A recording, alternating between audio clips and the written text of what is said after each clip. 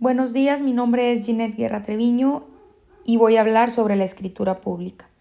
Primero que nada, ¿qué es la escritura pública?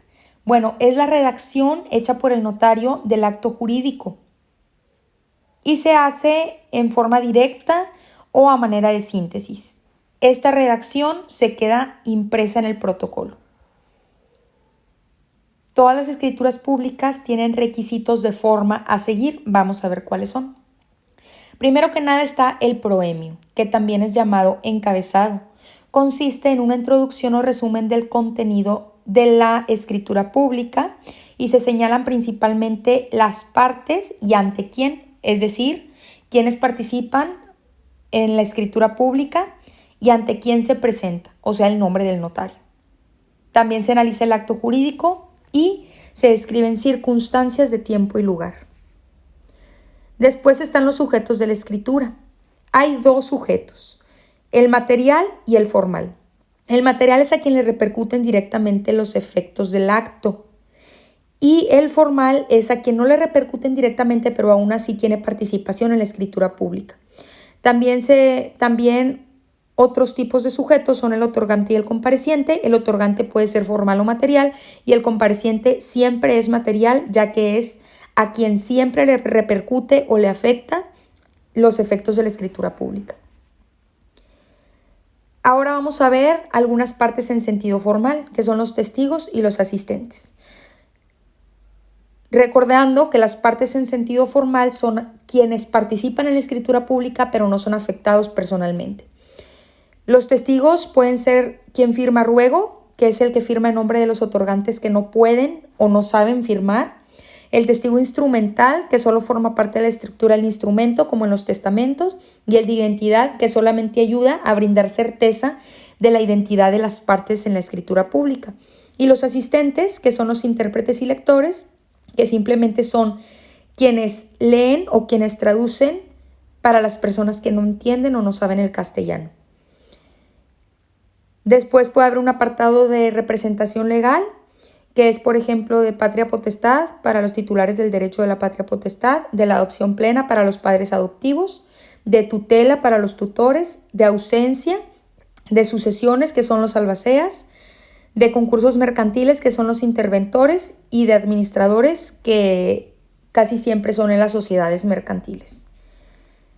Después hay otro apartado en la escritura pública que es el de los antecedentes. Por ejemplo, cuando se trata de bienes inmuebles, siempre se presenta el antecedente de ese bien inmueble, la compraventa, la donación o la forma en que lo adquirieron las personas. Existe otro instrumento llamado rectificación de medidas. Solamente se usa cuando se exhibe un testimonio que señala que un determinado inmueble tiene una superficie y en realidad es otra superficie. Este instrumento se llama acta de rectificación de medidas y superficies. Después están dentro de la escritura pública las declaraciones, después de la sección de los antecedentes. Y todas las declaraciones se hacen bajo protesta de decir o a decir verdad. ¿Qué quiere decir esto? ¿O cómo se hace bajo protesta de decir verdad? Solamente se pone textualmente, literalmente en la escritura pública, así como se dice, que las siguientes declaraciones son hechas bajo protesta de decir verdad. Asimismo, el Código Penal del DF señala falsedad en declaraciones como un delito y claro, pues tiene consecuencias. Después existe la renuncia de derechos. Se da cuando alguno de los otorgantes quieren renunciar a un derecho, se debe poner dentro de la escritura pública por escrito. Esto, por ejemplo, se da en los casos en los que, por ejemplo, en una cesión de derechos, las partes, los otorgantes, renuncian a su derecho y se lo dejan a otra persona. Después están los documentos agregados al apéndice. En las escrituras públicas se pueden agregar actas de matrimonio, actas de nacimiento, actas de defunción, edictos, entre otras cosas. Y dentro de la escritura pública se tiene que poner acta de nacimiento a nombre de Juan Pérez Pérez, anexada al apéndice bajo la letra A. Acta de matrimonio anexada al apéndice bajo la letra B, etc. Después están las generales, se deben expresar nombre y apellidos de la persona, nacionalidad, fecha y lugar de nacimiento, estado civil, ocupación y domicilio de los otorgantes y de sus representados.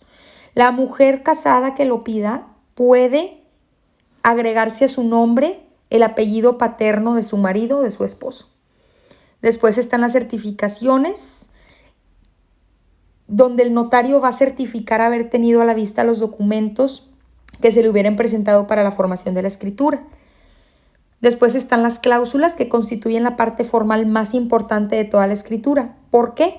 Porque ahí se concreta el objeto del contrato, lo deseado por las partes, la finalidad económica de la escritura pública y se satisfacen las necesidades jurídicas de ambos contratantes.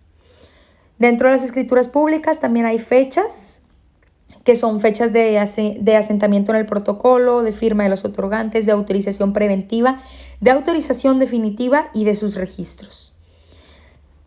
También, a su vez, a la escritura pública se le pueden realizar adiciones o variaciones en cualquier momento mientras ninguno de los otorgantes o de los interventores haya firmado la escritura pública.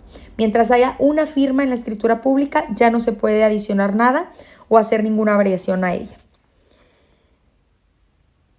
También se habla de la propiedad del protocolo y nos dice que el patrimonio de la notaría se divide en dos partes: los bienes que son propiedad del notario, que son el inmueble en el que está la notaría, el equipo de cómputo, los escritorios, etcétera, y los bienes propiedad del Estado, que son los sellos, los folios, el índice, etcétera, que son los que forman parte del protocolo notarial. Por último, la certificación notarial, en pocas palabras, es que el notario está haciendo cierta la escritura pública y todo lo que está contenido en ella.